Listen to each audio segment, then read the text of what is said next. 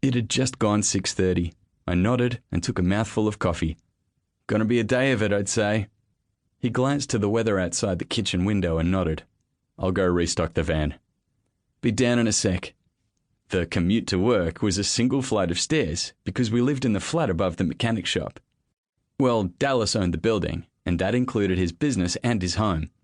It was a 2-bedroom unit that wasn't about to win any fancy living awards, but it suited us perfectly.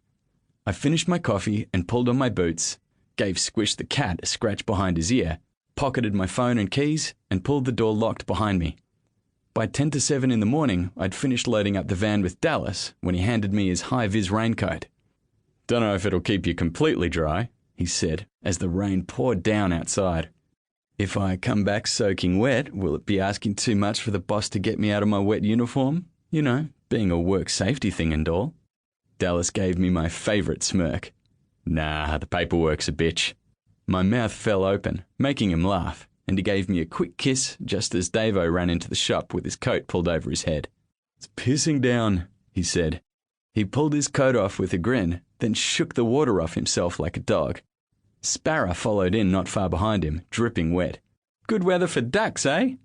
Yeah, you lot have a really awful day here in the fully enclosed dry shop. I've already got a call out, I said, holding up my Palm Pilot. That makes 2, Dallas said, looking at his phone. He thumbed something on the screen, then the second booking popped up on my screen. Great, I grumbled. You lot enjoy your second cuppa, I'll be out in that. I nodded toward the deluge blowing in through the open roller door. Davo and Sparrow laughed and flipped me off as they disappeared into the break room. Dallas shook his head, smiling. He fixed the collar of my coat and kissed me. Be careful. Always. He smirked at the rain. I'll have the report filled out by the time you get back. Report? For the wet clothes, he murmured, his voice full of gravel and promise. I laughed as I got into the van. First stop was Glendale, so it wasn't far, maybe 15 minutes tops with this rain. I put the wipers on full bore, cranked the heater up so the windscreen didn't fog up, and hit the road. It was supposed to be just another ordinary Tuesday in a very ordinary life. A day of work, some laughs with the boys at the shop in the afternoon, maybe a jog after work.